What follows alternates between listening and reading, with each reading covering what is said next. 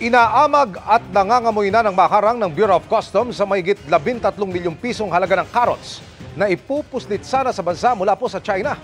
Nagbabantay na rin ang BOC sa pagpasok ng mga produktong pamasko. Nakatutok si Bernadette Reyes.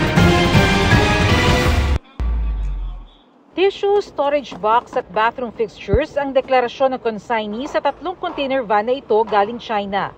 Pero nang buksan ng Bureau of Customs, carrots ang laman ng mga kargamento. Ayon sa BOC, mahigit 53,000 na kilo ng smuggled na carrots ang na-intercept. Ang halaga, mahigit 13 million pesos. Ayon sa Customs, bukod sa pag-iwas sa tax, maaaring umiiwas rin ang may-ari ng kargamento sa pagsusuri ng Department of Agriculture.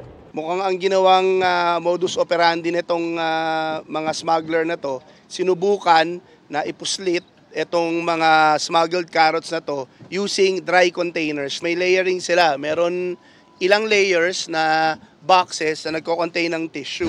Magtatatlong linggo na mula nang dumating dito sa Manila South Harbor ang 3 container vans na ito. Pasintabi po sa mga manonood. Kung mapapansin nyo, nabubulok na at nangangamoy na itong mga gulay na ito at hindi naligtas kainin.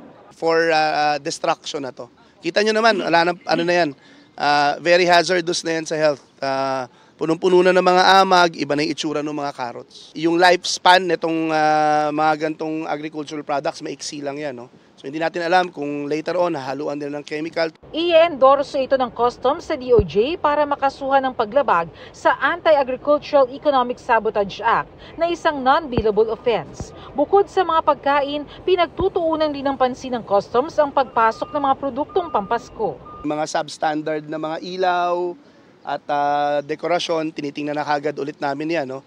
Yung mga deklarasyon dyan, kung meron sapat na mga permits. Para sa GMA Integrated News, Bernadette Reyes, Nakatutok, 24 Oras.